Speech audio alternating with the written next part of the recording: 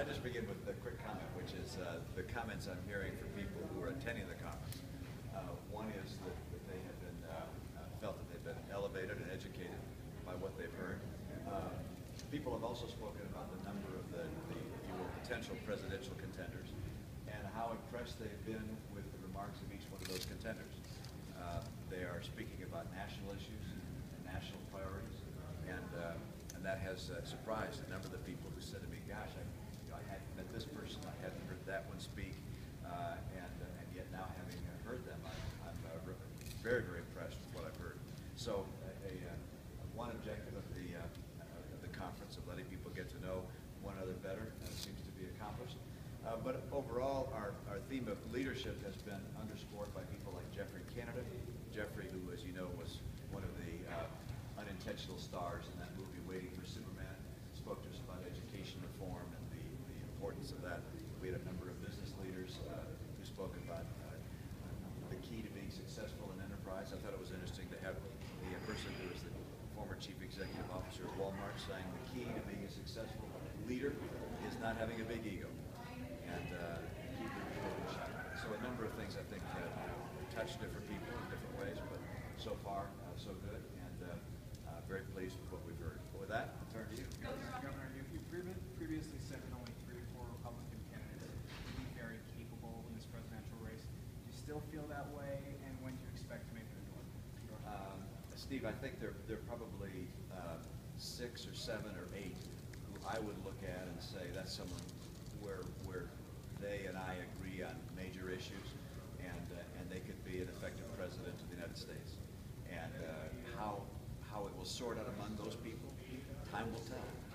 What I just can't predict is who is going to star in the debates, who is going to put in the time in New Hampshire with all of the town meetings, who's going to visit the different counties of Iowa, and then emerge. I think it'll probably narrow down at some point to a smaller group than 15, but I don't know who those 15 will be. And I'm not sure they'll all be the 8 that I'm closest to from a policy standpoint. It may be some that I have a little more distance from. Governor Romney, what is the most compelling pitch you've heard Senator Rubio make as to why he should be the nominee? You know, he didn't speak today so much about why he should be the nominee. He instead spoke about a series of priorities, as you heard. You were, I guess, you were in the room. I'm just sort of asking generally, not even today specifically. Well, you know, in prior addresses I've heard him give, he speaks about his personal story and hoping to share the kind of opportunity he's known with other people in the country. Today he spoke much more broadly than that, and everything from foreign policy to, again, an opportunity nation, education. He took a very broad agenda, and I thought dealt with a whole series of issues in a very compelling way. He was also inspiring. There was a point during his remarks where I felt something in my heart and said, yeah, that's the America I know and love. And he has a very special capability of touching people's hearts and inspiring them. And that, I think, is something which, whenever he speaks and does that, he'll find he'll get good support. Governor Romney, Senator Graham, in the end of his Q&A session with former Lieutenant Governor, talked about immigration reform. He said he's a proponent of pathway to citizenship and feels like the Republican Party needs to soften its tone on immigration. He actually said that he thought that was the biggest mistake you made in your race. And I'm wondering what you think about the current tone of that debate on immigration in this presidency.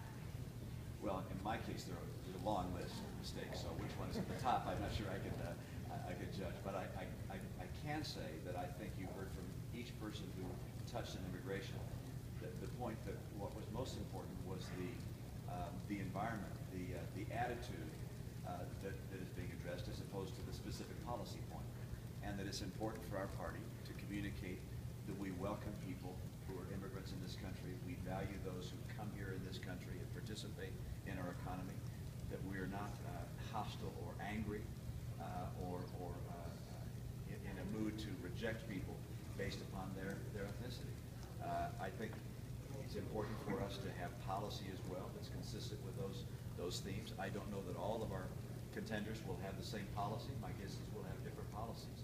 But I certainly hope that in the debates and in the language that's communicated through the political process and the campaigns, we communicate indicate our welcoming attitude towards people who come here from other nations. And that is what I believe in my heart, and I believe that's what you're going to find from the people that make it to the final analysis. So what role will you play in all of this going forward? You know, I don't know. I will certainly, once we have a nominee, I anticipate campaigning for that nominee and raising money for them. Up until that point, I don't expect to be becoming associated with any one campaign. They're going to have a long process, battle it out. We'll see someone emerge and become our nominee, and I'll then go to work for him. There's a possibility that there might be someone who emerges strong that I happen to agree with on a whole host of issues, and then someone else comes along who I find not as attractive from a policy standpoint or other standpoint. And at that stage, I might jump in and say, hey, I'd like to go to work to help the one who's more in tune with the things I believe. But I can't predict how the process is going to work out. Whether it's going to be a long, drawn-out process with 10 people that go until May, or whether it's going to narrow down to 2 or 3 in a big hurry. And so what my role might be is probably going to be up in the air. Okay, last question. Last question. Who's the strongest candidate you've seen so far? You were. Senator Rubio has faced some questions about his personal finances, and it's been reported that that was raised as an issue in the vetting process when you were looking at him to be potentially your vice president.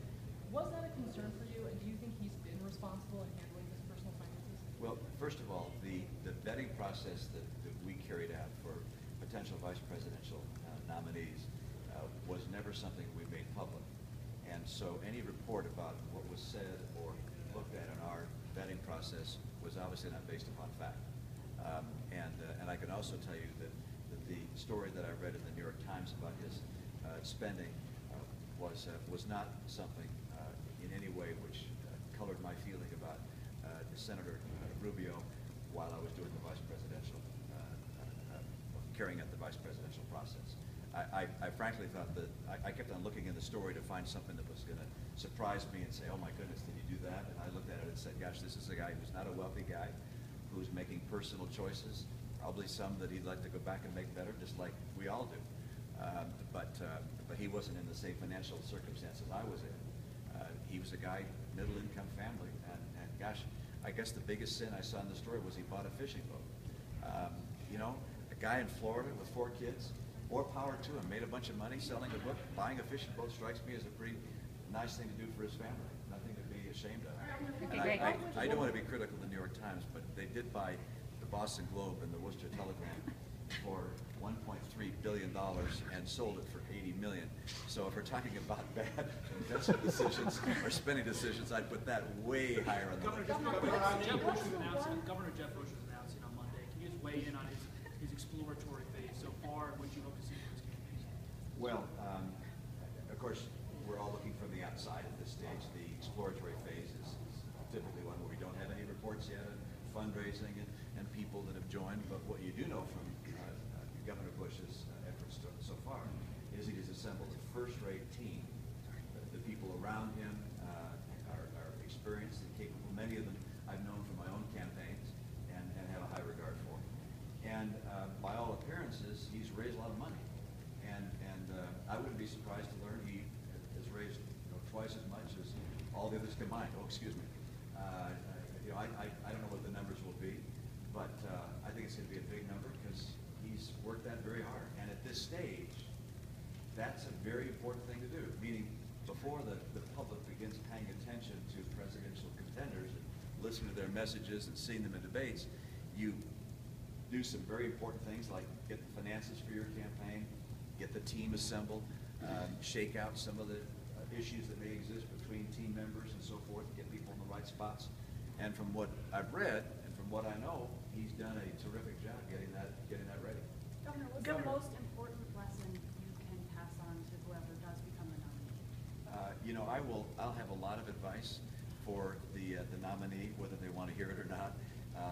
I have had the opportunity to speak with several of the contenders, and the advice I give them in each case is the same, and I lay it all out about the things I think they ought to do.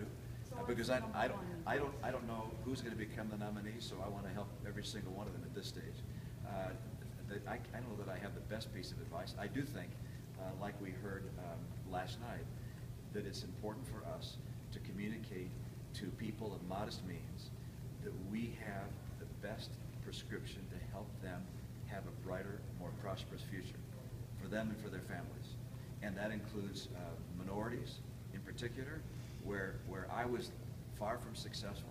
It includes other families of modest income who really want to see the American dream realized for themselves and for their children.